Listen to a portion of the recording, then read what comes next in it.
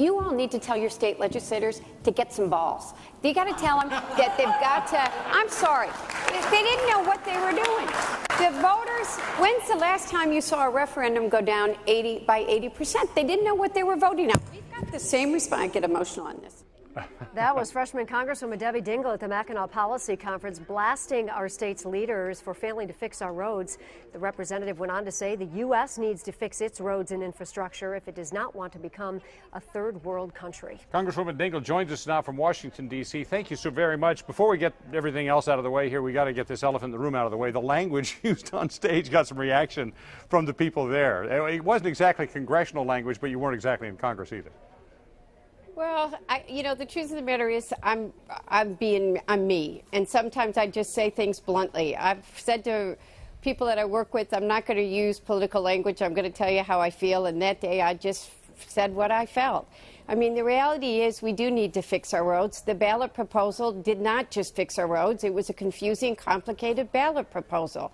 And look, there's some tough decisions that we've got to make. And I don't know what the answer is because I want to support something that everybody will support. And I didn't just say state legislators there.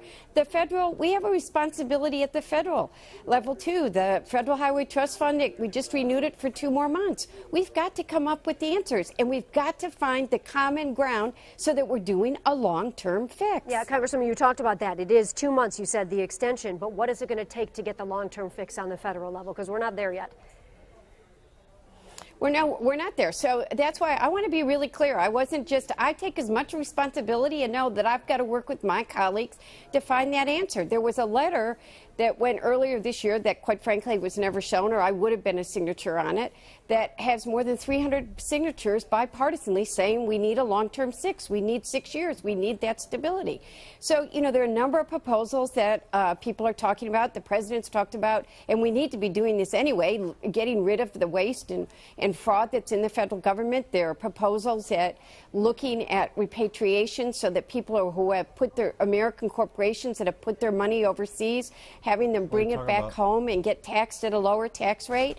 I think users should in some form help pay for it. Where is the common ground that we can all agree on? But we need to fix our roads. The potholes are getting bigger. They're not Republican potholes. They're not Democratic potholes. There are potholes. They need fixing. Now, you seem to suggest by users need to pay more. Are we talking about an increase in the federal gas tax? That may be part of it.